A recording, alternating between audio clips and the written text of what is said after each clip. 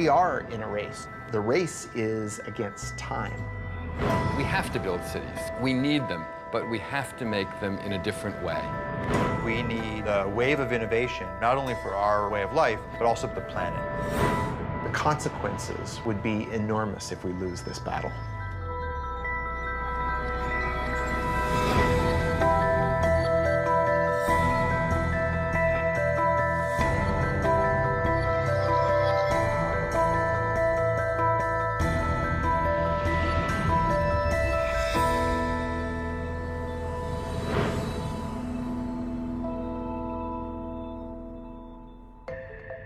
I'm Thomas Getz, executive editor at Wired magazine. At Wired, we look at the innovators and innovations that are changing our world. In the next hour, we'll see 3 stories from acclaimed filmmakers about the future of energy. We'll explore cutting-edge innovations in how we drive, how we live, and in our first story, how we fuel our cars. They are all ideas that promise to shape the path to the world of 2050.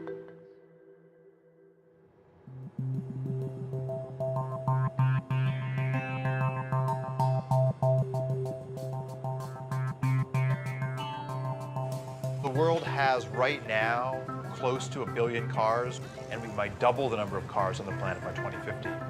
So if we double the number of vehicles, we really increase the amount of fuel they consume, and that's going to have a big, big footprint in terms of our demand for resources to move all those vehicles around. We're pulling up carbon that's been stored underground and burning it in our automobiles and putting all that carbon dioxide into the atmosphere. If we don't reduce that, we could have changes in the climate that we could never recover from. There's a number of forecasts for what type of transportation economy we could move into. One vision is that we will use more and more liquid fuels. Another one is we'll use more and more electricity. And right now, more of the industrial activity is focused around liquid biofuels. The thing about a fuel is it's really unparalleled on a weight basis how much energy is in a gallon of fuel. And even if batteries develop as some of the advocates hope they develop, we're not going to see batteries running large trucks, and we're certainly not going to see an electrified air fleet. We're going to need transportation fuels for those that will directly replace the petroleum-based fuels that we're using today. This has kicked off people looking at a whole range of other alternatives to petroleum in your tank.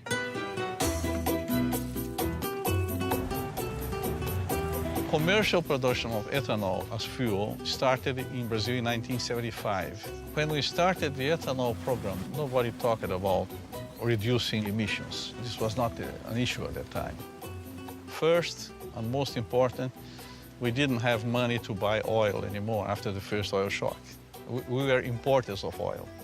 And today, more than 50% of all cars use ethanol instead of gasoline. Brazil made a very conscious choice to try to find a way to reduce their fossil fuel dependence. And they didn't have to look very far because Brazil's climate is ideal for growing sugarcane. When you have sugarcane plantation, you have only 2 things to make, sugar and ethanol. My family has been in sugarcane business since 1955. And about 30 years ago, I thought there is opportunity to make more ethanol. And now we are producing 120,000 cubic meters of ethanol. Brazil today has very close to 400 sugar mills. The overall sales is 30 billion US dollars, and this number is increasing. If you look at how they make ethanol and how efficient the process is, it's really a model for all of us. They grind the plant up, extract the sugar from the cane. The sugar goes into these large fermentation tanks, which combines sugars together with yeast that naturally produces ethanol. They use the rest of the plant to generate heat to distill the ethanol and turn it into fuel. They also use that heat to generate electricity renewably, not putting excess carbon dioxide in the atmosphere. Brazil has gotten to a point today where they're using about 40% less petroleum than they would be otherwise.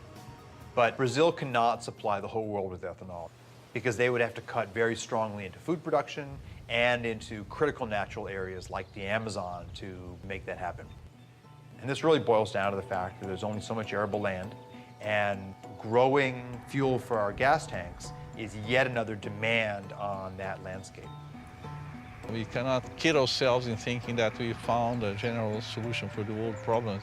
I think we will have to face the world in this way today. We have no oil in very large quantities anymore. We have no coal transformed in a clean way. In the meantime, we have to do the best we can. And the best at the moment is that we can do biofuels. Sugarcane to ethanol is an incredibly efficient process. You get out about 7 times the energy you put into growing the sugarcane. In the US, when we produce ethanol from corn, for every unit of input of energy, we get about the same amount of energy out. So we're really not gaining anything. We need a better process. We don't have to take what nature's given us. We can actually engineer plants and yeast to be more efficient, and that's the basis for a lot of the work that we're doing now. What we need to look at, though, is which of the pathways that come out of this are not only good financially, but those that are also good in sustainability. And this equation is really wide open right now. We are in a race to develop fuels. The race isn't with other countries, the race is against time.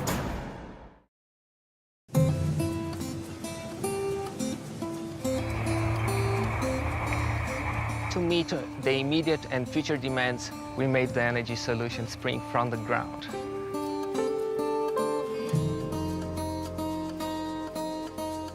Brazil is the most efficient ethanol-producing country in the world. Sugarcane alcohol from Brazil can reduce the total carbon footprint by up to 70% compared with the gasoline.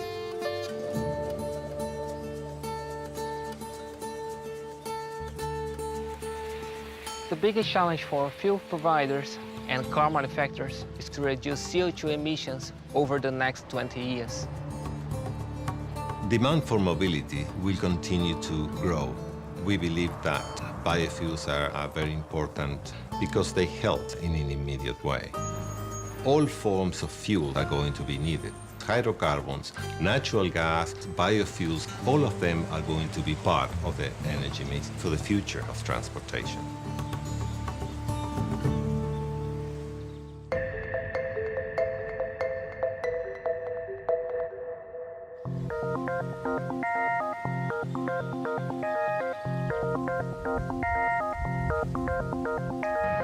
Brazil has been very successful at taking a resource they had and finding the process to make that into ethanol. And people call those first-generation biofuels. We have lots of lab work around the world that are looking at the second generation. That's generally turning cellulosic material from, for example, weeds into biofuels. And the United States is very much at the forefront of the innovation part of the equation.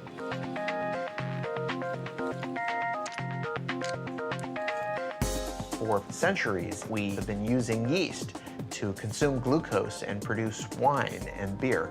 We're trying to do something very similar, only we're engineering the yeast to consume that glucose and turn it into a fuel or a drug or chemical. We call this synthetic biology. And when I started in this area, many of my colleagues said, "Oh, Jay, this is great work, but where's the application? What are you going to do with these tools? Who cares?" Malaria is an enormous problem. In any one year, 1 million or so people die of the disease, and most of them are children under the age of 5. So we thought this was a great opportunity to engineer yeast to produce an anti-malarial drug called artemisinin.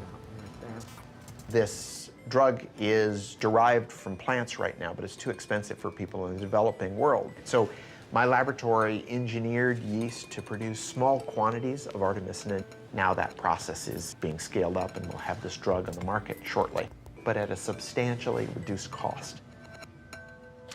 It turns out that anti-malarial drug is a hydrocarbon, and it's very similar in many ways to diesel fuel. We thought, gosh, we could turn our attention now to fuels. We could make a few changes in that microbe to turn it into a fuel-producing microbe. If we imagine that glucose is going to be our new petroleum, we need a source for that glucose. And so the crops that we're looking at are crops like switchgrass. This is a native grass. It grows without a lot of water and on marginal lands. But we could turn into energy farms.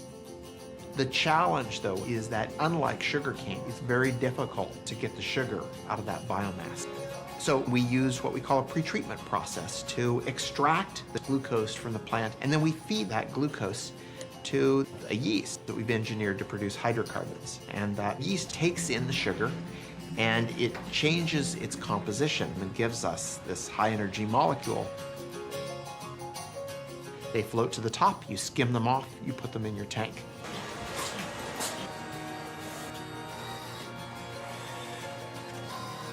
But it takes a lot of work to get from that small test tube all the way up into the million-gallon tank. So we have to give it time, but I think that some of the discoveries that are happening might be applied by the end of the decade.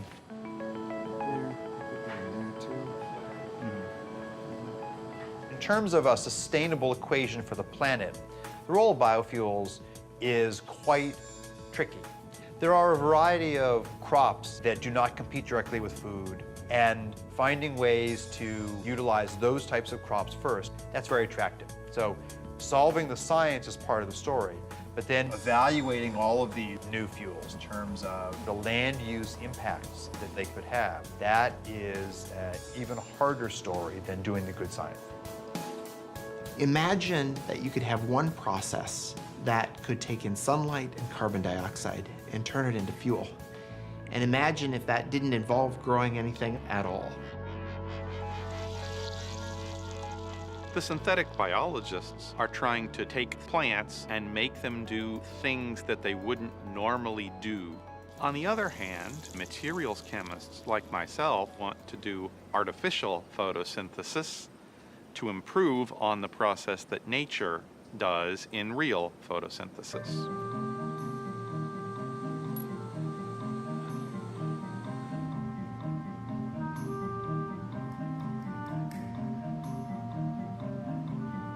We should follow the blueprint of plants converting sunlight into fuel, but take the approach that it could be much simpler. All we really need is a light absorber that absorbs sunlight. We also need a catalyst like iron or nickel. So when you see the hydrogen coming off of the photoactive material, that's an example of a semiconductor breaking the chemical bonds of water to make hydrogen and oxygen. Ultimately, our pieces are going to be contained in something that is easy to roll out like bubble wrap, where in would come sunlight and water. You would vent the oxygen to the air, but the bottom would wick out your liquid or gaseous fuel that then you could collect and use for our cars and planes and storage.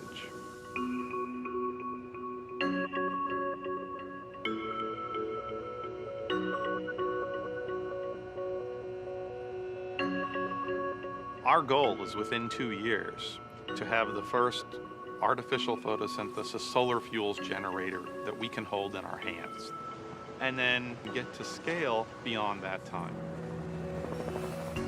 We're certainly not good at predicting the future, but to me, electric vehicles look like a sustainable option. We've heard proposals about things as far-fetched as nuclear-powered planes, and even some proposals to move freight around with lighter-than-air vehicles. And so, if the future in 2050 does include a fair amount of oil, what it means would be that we haven't deployed as many of these clean technologies as we already know are possible. If you think about how long it's taken for us to build up the petroleum industry, we can't hope to reverse that overnight. It's a huge change in our infrastructure. Yes, we should have been working on it 30 years ago. We didn't. We're trying to make up for that, and that means basic research needs to be done now and by as many people as possible. We have a long way to go, but I'm confident that we'll get there.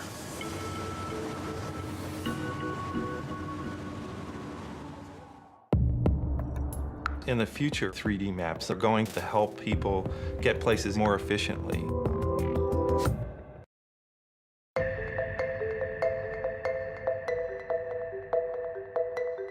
As we just saw, the race to produce cleaner energy is charging ahead. In the meantime, demand for cars continues to climb. By 2050, it's predicted there'll be 2 billion cars on the planet, and fuel consumption will have tripled. To keep pace, we'll have to radically change the way we drive. Here's our next story, Driven by Design.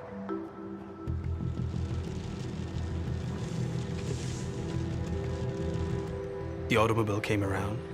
In many ways, it was the future. We thought of it as one of the more positive changes that had happened to society. Suddenly, our ability to get a job changed.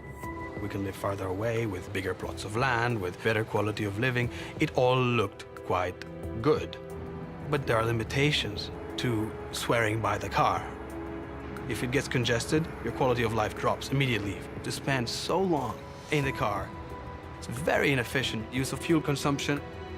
Things start making sense all of a sudden. It doesn't bring you closer to where you want to get. It actually sometimes brings you farther. The average American spends nearly 300 hours a year in their car, 38 of them stuck in traffic. Annually, congestion consumes over $1 billion in gasoline in the United States alone. The inefficiency caused by traffic, both financial and personal, is enormous. Dirk Sheehan and Carmen White's story is not that unusual today. Dirk works an hour and a half away in Warrenville, Illinois. Generally, he wouldn't leave work until 6 or 6:30, and I would say a usual time for him to get home is around 8. Usually when I wake up, I'm the only one up. Sometimes the kids wake up with my routine. More often than not, I don't see them in the morning. I think about my commute when I wake up. I check the traffic report, see if there's any delays. The worst case scenario, it takes me 2 hours to get to work. We are already so limited in the amount of time he can spend with the kids. And our expenses are crazy high. We are spending $400 a month on gas. It takes away from our food budget, and we never paid for gas like that before, ever. There's technology that would allow me to spend less time in the car, spend less money on gas, and spend more time at home. I'd be all for that. The cost of traffic is people's time, it's fuel wasted, it's an emotional toll, it's a frustration. Utilizing the roads more intelligently is a much more efficient approach to the inability to have supply keep up with traffic demand. If you took a satellite picture of the highway, you can see that there's actually a lot of open space. And if we had the technology for cars to drive more closely but safely, then you could increase the utilization of the road network. What this means is that to be more efficient, to use less fuel, we need to see the road differently. We need cars that can navigate through the urban landscape in a radically different way.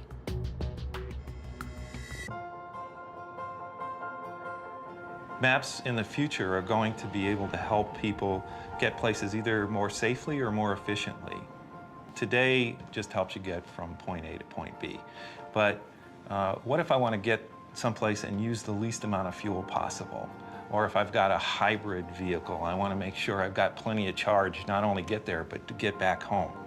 So information that is going to help people achieve the more efficient or the safer route is more detailed information about the road than a lot of people realize is possible to collect today. Here in Chicago, Nokia's Location and Commerce Unit is developing the next generation of mapping. LiDAR, sonar, 360-degree video, all are components of what Nokia calls digital mapping.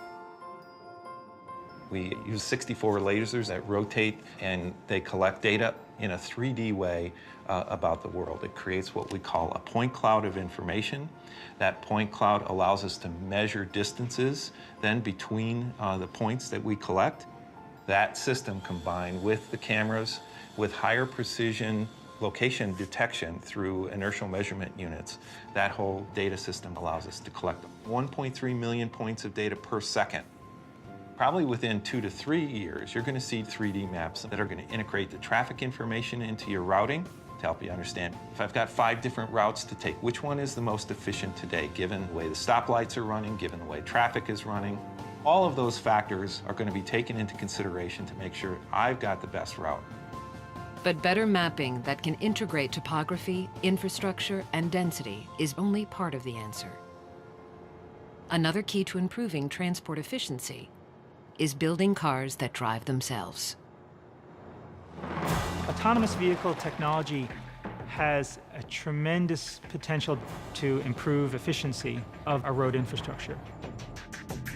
By removing humans from the equation, we eliminate all the things we do wrong behind the wheel.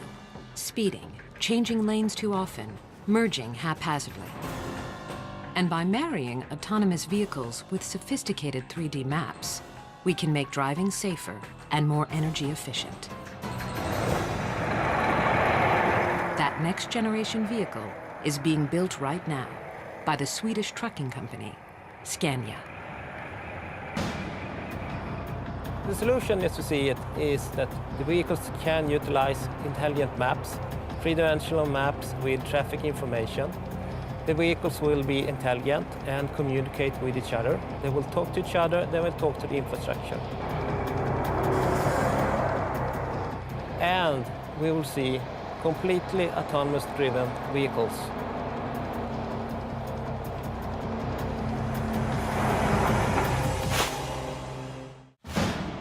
The goal was to have multiple robots and see if they could go 60 miles fully autonomously.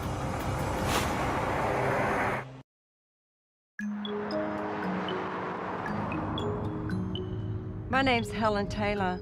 My husband John and I, we're very passionate about fuel economy. Yeah, it's great to break world records, but that's not the be-all and end-all now. It's more important to educate people. Together we're showing drivers around the world simple techniques to improve their fuel efficiency. We run these education programs, get people on the road with us, and we finally tweak their driving techniques. Things like just checking your tyre pressures before you even get into your car. For every 1 PSI your tyres are underinflated, you're wasting 3% of your fuel efficiency. And the difference between 65 and 75 miles per hour, there's a saving of 23%. When you talk to the general public, they're very surprised that an energy company like Shell is trying to educate people how to save money, how to reduce CO2 emissions. And here we have Shell sending us around the world to do that. You always hope when you're on this planet that you can make a real difference in people's lives. When you get emails from people saying, I've saved this amount of money this year, now I can put food on the table, then you know you are really making a difference.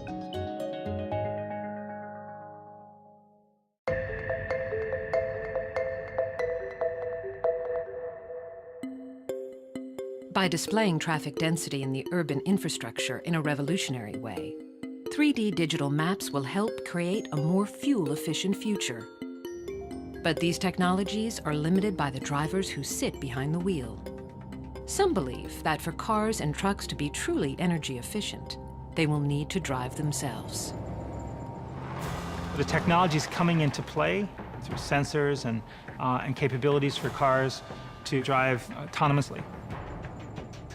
In 2007, the United States Department of Defense held a competition to see if a completely autonomous self-driving vehicle was possible. DARPA stands for the Defense Advanced Research Projects Agency. They held a competition to develop self-driving robots that could drive themselves in traffic. The goal was to have multiple robots, turn them loose on a course, and see if they could go 60 miles in 6 hours fully autonomously. Driving may be one of the most complex things we do every day. Drivers make dozens of decisions at any given moment. One study found that drivers were exposed to over 1,300 items of information per minute. We make so many decisions when we're driving without even thinking about it. So in creating our vehicle, a great component of the enterprise was developing software to handle lots of sensors, feeding lots of data, and generating a bunch of potential paths that the vehicle might follow. And even though the robot doesn't have the ability to predict the future, by using this fast random path generation, the robot could anticipate a potential accident and choose a path to avoid it, because it's always thinking about what things could the car do next. No one expects millions of cars driving themselves anytime soon. But there is a place where self-navigating technologies are being optimized to create the vehicle of the future. We are on the Scania test track outside Stockholm, where we have basically, it looks like a highway, but it's a separate test track where we conduct our own experiments. Scania, the Swedish trucking company, has recently begun testing its next generation of long-haul truck. Utilizing radar, sonar, and intelligent mapping, they've been able to drastically reduce fuel consumption. We have this example with platooning, where we make use of the reduction in air resistance or air drag that you get from driving close to each other with heavy-duty vehicles. And in order to control this, you need to know where the other vehicles are, where their position, their velocity, their actions in the near future. And to be very close to the vehicle ahead of you requires that you have very accurate control. If you look at robotics broadly, there's a wonderful set of research on people looking at schooling of fish and trying to develop the ability for robots to work together like that. So there are wonderful examples from nature of how cooperation can lead to more efficient resource utilization. You can see it when people are competing in Tour de France. They platoon to reduce air drag. They are not bicycling behind each other that close because it's fun or because they are racing. It is because they are reducing air drag, sitting behind the man who is leading. A truck traveling 55 miles per hour expends half its energy just to move the air around it. At 65 miles per hour, that number jumps to almost 2/3. Even if platooning can reduce the energy used by 10%, the savings would be substantial. If a vehicle in front of another vehicle wants to brake, it immediately sends out the brake message to the other vehicles. So they actually brake at the same time. The way we do this is we have an automated system. So now, for instance, if I take my feet off the acceleration pedal and turn the system on, the velocity is automatically governed by getting information from the vehicle ahead through its wireless system. We want these vehicles to maintain a short relative distance. So through this system, we can reduce the fuel consumption by utilizing the air drag reduction by 10%. And 10% would mean you will be able to save approximately 8,000 euros per single heavy-duty vehicle per year.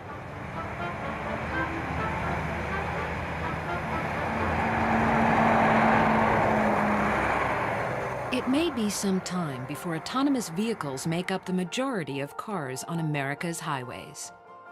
Nevertheless, some of these technologies are already making their way into our lives.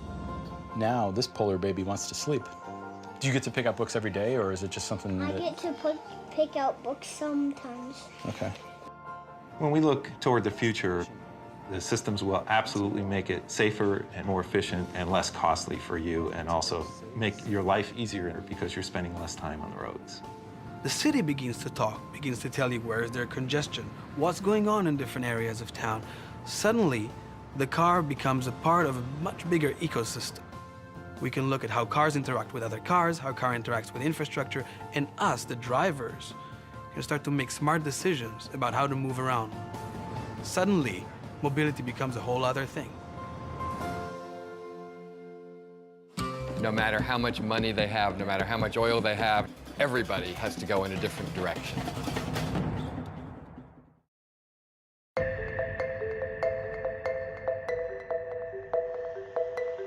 We've seen that changing the way we drive can improve transportation efficiencies. But what if we change the way we build and live in our cities? That's the subject of our next story, Searching for Utopia. We'll travel to the United Arab Emirates and discover a city rising out of the desert. Let's take a look. From the beginning, we've dreamed of utopia, a place where we could live in harmony with each other and in balance with nature.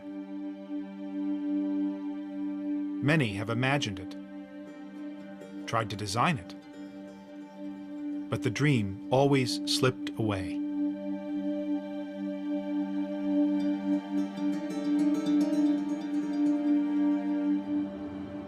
Then I heard they were building a new city called Masdar, near Abu Dhabi, in the Arabian desert. It sounded like an unlikely place for utopia, and I wanted to see it.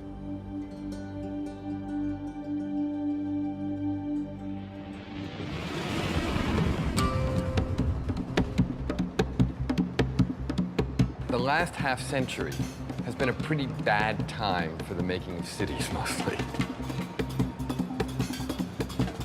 The natural tendency has been to accommodate to the automobile more than anything else. Try walking around Abu Dhabi. It's impossible. You have to take a car everywhere. Dubai, the same thing. They are among the least pedestrian-friendly places in the world. They are not green by any other measure either. And these are not easy things to fix. Masdar is still under construction, and it doesn't look like much from the highway. But they claim it's going to redefine the way cities are designed, built, and powered. Masdar City in Abu Dhabi will be the city of the future and the role model for the world. Once you see what they've envisioned for this utopian city, it's very impressive. It's carbon neutral, pedestrian friendly, and powered by renewable energies. But I do notice we're going to have to change our relationship with cars. Welcome to Masdar City. أهلا بكم في مدينة مصدر. We are driving in the bowels of Masdar City in an electric transportation system. It's slightly unnerving to sit in this for the first time. And where are we going? The first big move the architects at Foster & Partners made was to put all transportation underneath the city, leaving the streets of Masdar totally free of cars. The place reminded me of a medieval city, and actually, many design elements are adapted from ancient Arabic towns and villages. It's all about looking back into history to move forward. There's some very, very simple ideas that have a huge impact. This is the pedestrian zone, there's no cars here. This has enabled us to push our streets together to take the advantage of the shade, channel the cooling breezes through. The whole scale here is based on the human being, it's not based on the motor car. As soon as you lift up the pedestrian plane by 7 meters, you've suddenly captured this breeze. What you can see here in the balcony is we've got a modern interpretation of an ancient Arabic screen. What we must avoid is direct sunlight hitting any piece of glass. As soon as the sun hits the glass, the heat's transferred into the building and we have to use more energy to cool it down. Can this really make all that much of a difference? Yeah, absolutely. For example, downtown Abu Dhabi, 60-meter wide streets, black asphalt, mirrored, reflective buildings, no relief from the sun. On a day in September, the air temperature in both places was 39 degrees. In Abu Dhabi, the temperature measured at the asphalt was 57 degrees. In Masdar, the temperature measured on the ground is 33 degrees, so we've actually lowered the air temperature. We're trying to do as much as possible with as little as possible. These simple design moves cut air conditioning needs by 60%. But this place is also technically very sophisticated. The roof panels not only provide shade, they also generate electricity. And the walls themselves are made of glass-reinforced concrete, literally sand taken from the desert. Everything here is geared towards maximizing energy efficiency. Masdar does represent a whole different value system. It represents an acknowledgement that eventually everybody has to go in a different kind of direction, no matter how much money they have, no matter how much oil they have, no matter anything else. All of the cities here in this part of the world have come out of nowhere. There was nothing here not so long ago, except small settlements in the desert. And then all of this oil and all of this money, and suddenly, you know, wham, these cities started popping up. But they sprung up in a false love of a Western model that was already out of date. The model of the late 20th century automobile-based, energy-hogging city.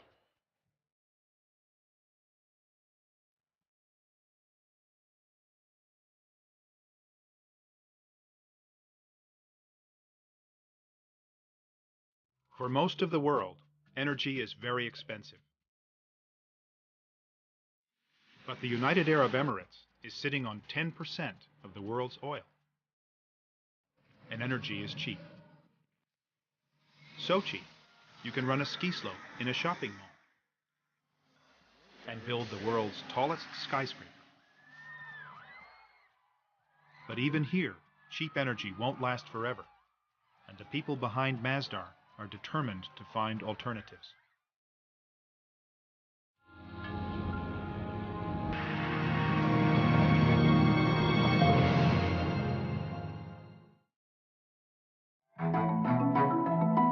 One of the most crucial aspects of our energy modelling and scenario quantification is how much energy in total is the world going to use in 2050.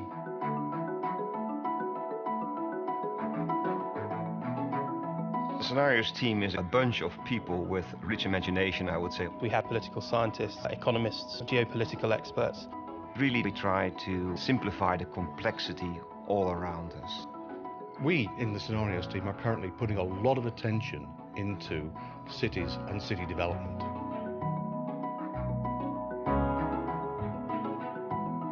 A lot of mega cities are going to be built in the coming decades. We're talking about the equivalent of a new city of 1 million people every week.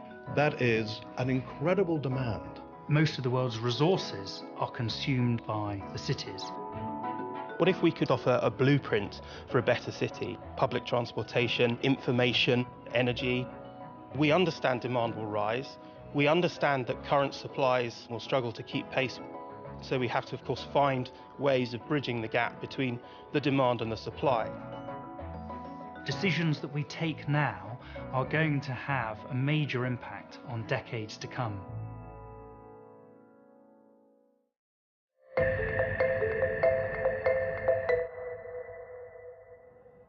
There's enough oil under these sands to last 150 years. But fundamental to the Masdar ideal is getting energy from renewable sources, from geothermal and wind, and most of all, from a source they have in abundance in the desert, the sun.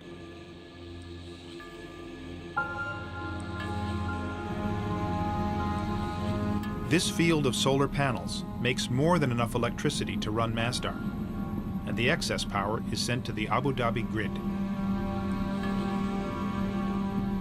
But silicon panels are expensive, and the price of solar power needs to drop if it's going to be competitive from Africa to Asia to Arizona.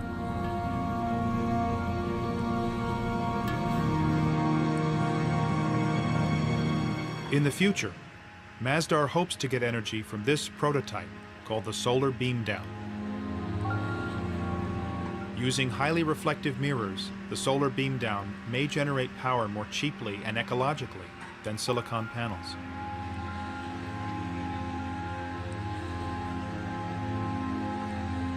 The mirrors bounce the sun's rays up to the tower and then down to a point. Reaching a temperature of 600 degrees, steam can be generated to run turbines to make electricity. There's just one problem. Neither of these solar technologies work at night. So Masdar needs to draw power from the grid when the sun goes down. And that power comes from natural gas. The reality is, it's just not yet possible to power Masdar entirely without fossil fuels.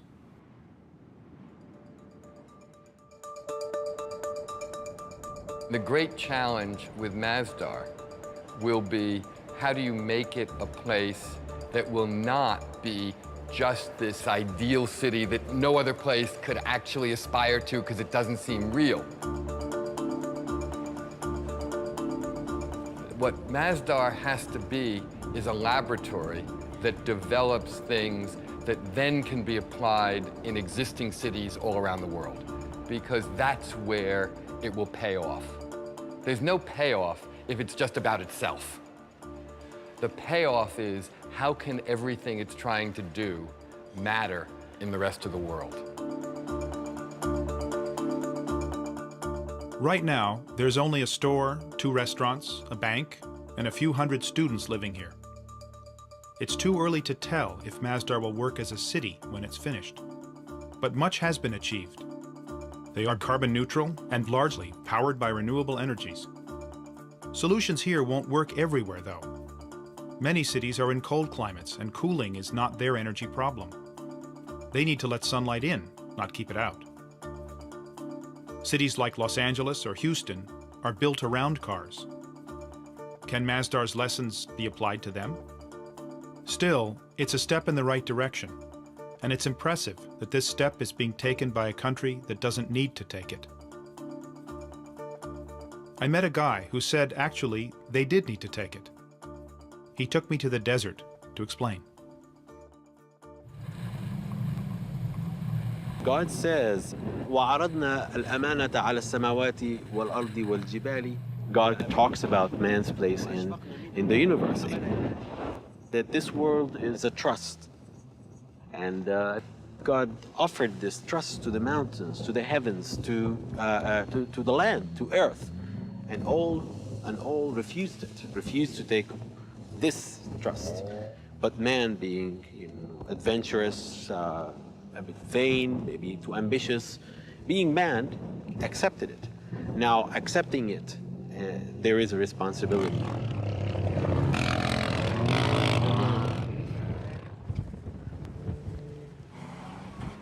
Taking responsibility isn't always easy. Utopia may be unattainable, but we must reach for it. And Masdar does give us a clue to what cities will be like in the future. They may not look quite like Masdar, but they will be shaped by the same concerns, by energy, where it comes from, and how it's used. The way we've been building cities lately is unsustainable. We can't go on building them that way. But to say that we can't build cities the way we have been building them doesn't mean we can't build cities in the future. In fact, we have to build cities. Cities are the essential statement of human civilization. So we will continue to make them. But we have to make them in a different way.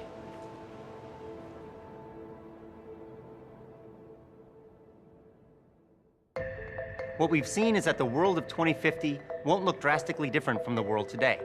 But the challenges of a growing population and increased energy use demand real solutions.